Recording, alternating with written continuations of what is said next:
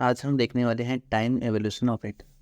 तो time evolution operator का मतलब क्या है? देखिए बेसिकली क्वांटम मैकेनिक्स में हम जब भी किसी वेव फंक्शन की बात करते हैं, जैसे हमें साइन एक टी नोट के ऊपर कोई वेव फंक्शन बताया है, हमें अगर साइन टी फाइंड करना है एट एनी टाइम, तो हमें टाइम एवोल्यूशन ऑपरेटर की नीड होती है। ठीक है, तो देखिए हमने जैसे लिखा है लेट वी नो एक quantum state at time T naught. हमने मान लिया कि टाइम टी नोट के ऊपर जो स्टेट है वो साई टी नोट है। देन हम टी के ऊपर फाइंड करना चाह रहे हैं, तो उसे कैसे नोटिस करते हैं? देखिए, तो जो डिनोट करने का तरीका है वो है psi T is equal to U operator. ये जो यू ऑपरेटर है इसी को हम क्या बोलते हैं? Basically time evolution operator. Okay, तो देखिए यू ऑफ टी नोट, क्योंकि हम टी नोट के ऊपर हमें वेव फंक्शन पता है और टी के ऊपर हमें फाइंड करना है, तो इसे ऐसे से डिनोट करते हैं। ओके, तो ये हो गया हमारा psi T naught. T psi T naught को है जो है उसके ऊपर हमने यू ऑपरेटर अप्लाई किया, तो हमें क्या मिल गया? टी टाइम के ऊपर वेव फंक्शन मिल गया। जैसे अगर हम बात करें केट साइन टी, तो एक ही बात है, ket psi T is equal to U operator, तो हमारा साइड में रह जाएगा, and ket psi T naught. Okay, तो ये हमारा बेसिकली क्या हो गया? एक नोटेशन हो गया कि कैसे हम इसको शो करें। अब देखिए हम टाइम डिपेंडेंट श्रोडिंगर इक्वेशन से स्टार्ट कर रहे हैं। टाइम डिपेंडेंट श्रोडिंगर इक्वेशन क्या था हमारा? H psi T is equal to iota H cross del psi T over del T, ये तो था।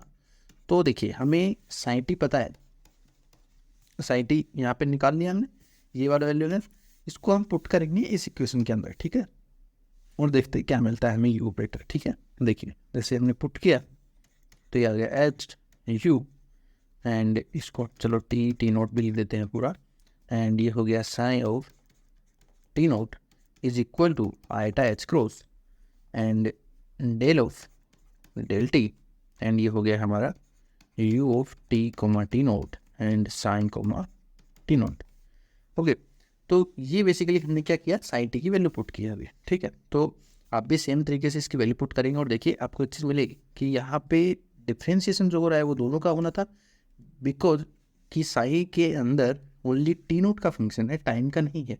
टाइम के ऊपर डिपेंड नहीं करता, तो इसका डेरिवेटिव नहीं होगा, आउटसाइड आ जाएगा, इसका डेरिवेटिव होगा सिर्फ। यहाँ पे भी आउटसाइड, यहाँ पे भी आउटसाइड, दोनों साइड कैंसिल हो गए। ओके, तो देखिए क्या हो गया? H U operator T comma T naught is equal to iota H cross, and ये हो गया del U over del T. ठीक है, ये भी आप टी कोमा टी नोट लिख सकते हैं। तो अभी देखिए नेक्स्ट स्टेप में आप क्या करेंगे कि जो यू ऑपरेटर है उसको हम एक साइड ले आते हैं, तो ये हो जाएगा basically del U over U is equal to, यहाँ पे आयोटा एच क्रॉस है और ये एच इधर आएगा, तो ये हैमिल्टोनियन इसके डिवाइड में आएगा। Now what we are doing, we are just integrating this. Okay, हमें क्या करना है? यू फाइंड करना है कैसे करके, तो हम क्या करते हैं, एक ही तरीका हमारे पास, इंटीग्रेट कर सकते हैं।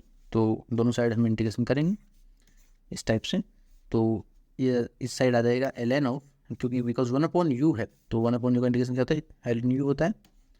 तो L N of U comma T of T naught is equal to, ये आ गया हमारा इस साइड, जब हमने इसको इंटीग्रेट किया तो ये हमें मिल रहा है minus iota H cross divide by H.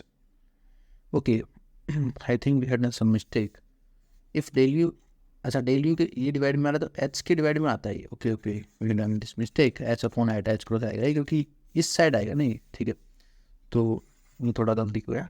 तो ये बेसिकली अगर जब आइटा एच क्रॉस नीचे आएगा तो माइनस हो जाएगा, तो इसको मैं ऊपर ले लेता हूँ, तो ये आ जाएगा माइनस आइटा एच, और यहाँ पे जब इंटीग्रेशन करेंगे तो कुछ नहीं है, कॉन्स्टेंट का इंटीग्रेशन टाइम में आ जाएगा मतलब। ठीक है, तो ये हो गया एक्सप्रोस, एंड यहाँ पे जो मेरा ऑपरेटर आया है वो अगर मैं कहूँ, चलो एक कॉन्स्टेंट भी आएगा बिकॉज डेफिनेट इंटीग्रेशन नहीं है, तो एल एन एक कॉन्स्टेंट मैंने ए ले लिया। ठीक है ना, अगर मैं बात करूँ एल एन और एल एन, तो इस तरफ आ जाएगा, तो ये हो जाएगा इसके डिवाइड में u of T comma T naught and divide by a, पूरे का क्या लग जाएगा लोग, इज इक्वल टू, ये हो गया मेरा minus iota H T over H cross.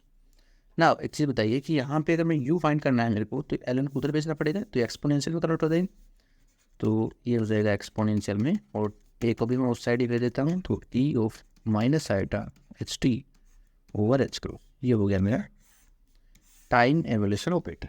अब देखिए ये क्या है, मतलब एक अगर मैं कहूँ कि टी इज इक्वल टू, मेरे को टी नॉट ही है, बाई चांस मैं T is equal to T naught ही पुट कर देता हूँ, तो क्या हो जाएगा मेरा? ये आइडेंटिटी ऑपरेटर बन जाएगा, तो इसको हम आइडेंटिटी बोल देते हैं t is equal to t naught के ऊपर। तो ये हो जाएगा a into e minus iota H T naught over H cross. एक चीज़ बताइए, आइडेंटिटी ऑपरेटर जब होता है वो उसका मोड 1 आना चाहिए, लेकिन यहाँ तो नहीं आ रहा, तो इसका मोड 1 कैसे आएगा? अगर मैं ए की कुछ ऐसी वैल्यू सेलेक्ट करूँ कि ये आइडेंटिटी बना दे, तो ओनली द ए की वैल्यू ऐसी हो सकती है कि ई टू दी पावर ये माइनस है तो प्लस ले लेंगे, बस सिर्फ ये डिफरेंस हो जाएगी, बाकी सब तो सेम ही होना चाहिए अगर मेरे को आइडेंटिटी बनाना है तो अभी अगर ए का वैल्यू ये लिया मैंने तो आइडेंटिटी बन रहा है, देख लीजिए। इसका मतलब ए का वैल्यू क्या लेना पड़ेगा मेरे को? ये exponential to the power I times T naught over H cross, ठीक है। अभी देखो ये तो हो गया मेरा टाइम इवोल्यूशन ऑपरेटर ये वाला। इसके अंदर मैं एक वैल्यू पुट कर देता हूँ, तो ये क्या हो रहा है देखिए, U of T comma T naught is equal to e iota H T naught divide by H cross into e minus iota H T naught over H cross. अच्छा, ये टी नोट नहीं आएगा क्योंकि यहाँ पे देखो, यहाँ पे तो टाइम ही आएगा ना, ए जो है कॉन्स्टेंट उसके अंदर टी नोट है, ओके। तो ये हो जाएगा और ये माइनस के अंदर चला जाएगा, तो ये हो जाएगा माइनस आइटा एच, इसको मैं कंबाइन करके लिख लेता हूँ, तो आ जाएगा मेरा T minus t naught divide by H cross, ये आ गया मेरा ऑपरेटर, ठीक है। तो इसे ही फाइनली हमने बोल दिया है, ये मेरा लास्ट आंसर है टाइम इवोल्यूशन ऑपरेटर। अब देखो इसका एक क्या है स्पेशल, क्या है स्पेशल कैसे ले लेते हैं, जैसे अगर मेरा टाइम जो है टी नोट वो मेरा जीरो ले लिया मैंने, कि शुरू इनिशियल जो टाइम है वो मैंने जीरो ले लिया, तो जो ऑपरेटर मेरा ये बोला जाएगा यू ऑफ टी, इसको हम बोल देंगे यूनिटरी ऑपरेटर, ठीक है। तो इसका वैल्यू क्या जाएगा, ये जीरो हो गया simple, minus iota H T over H cross, इसको मैंने बोल दिया unitary operator, unitary operator, okay.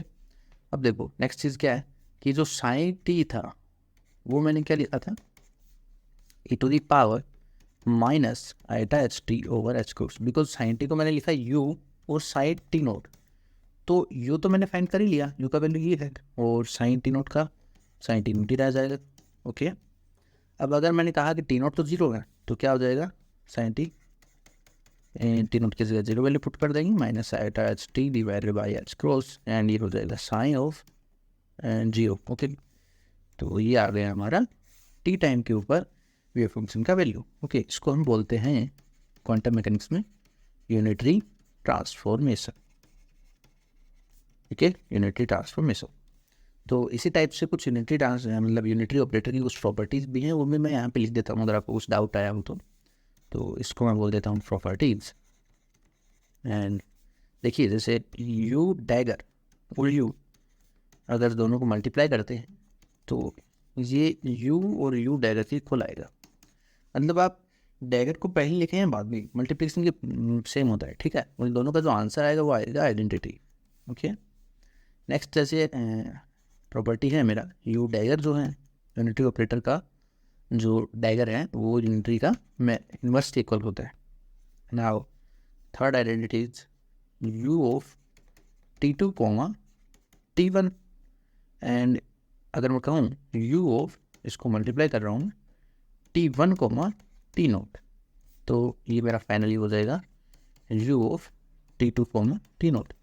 इस आइडेंटिटी को आप प्रूव भी कर सकते हैं, जैसे U of T two T one को कैसे लिखेंगे, सिंपल है, T to the power minus iota, यहाँ पे इनिशियल टी वन है फाइनल टी टू है, तो minus iota H of T two minus T one divided by H cross, multiply कर देंगे यहाँ पे t to the power minus iota h, ये हो जाएगा t one minus t naught divided by H cross, ये इक्वल हो गया इसके e to the power minus iota h और t two minus t naught divide by H cross.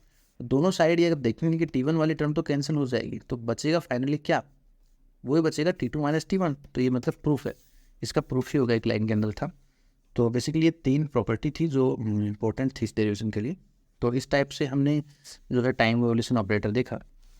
अब आपको थोड़ा अगर बेसिकली पिक्चर क्लियर हुआ होगा तो मैं आपको कुछ डेफिनेशन लिखा देता हूँ, जैसे इसके नोट में लिखा देता हूँ, डेफिनेशन नहीं है।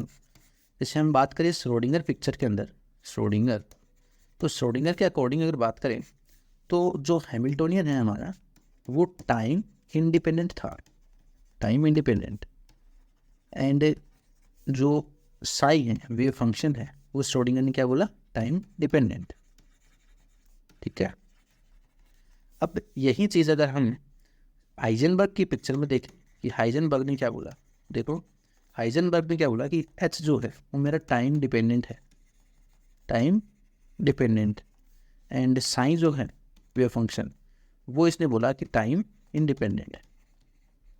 ओके, ये आप याद रखना कि हाइजेनबर्ग के अकॉर्डिंग जो हैमिल्टोनियन है वो टाइम डिपेंडेंट होता है, जबकि श्रोडिंगर में हैमिल्टोनियन टाइम इंडिपेंडेंट लिया जाता है। थर्ड, एक और भी पिक्चर आती है क्वांटम मैकेनिक्स में जिसको हम बोलते हैं डिराक, और हम बोले कि इंटरेक्शन पिक्चर जो बोल सकते हैं, डिराक के नाम से आ जाता है। तो डिराक के अकॉर्डिंग क्या बोला डिराक ने कि जो हैमिल्टोनियन है वो भी टाइम डिपेंडेंट है और जो वेव फंक्शन है वो भी टाइम डिपेंडेंट है। तो ये हम कुछ मतलब बेसिक प्रॉपर्टीज़ हैं कि ऐसे ऐसे इन्होंने कंसिडर किया था वेव फंक्शन और हैमिल्टोनियन को। तो ये बेसिक प्रॉपर्टीज़ भी होगी।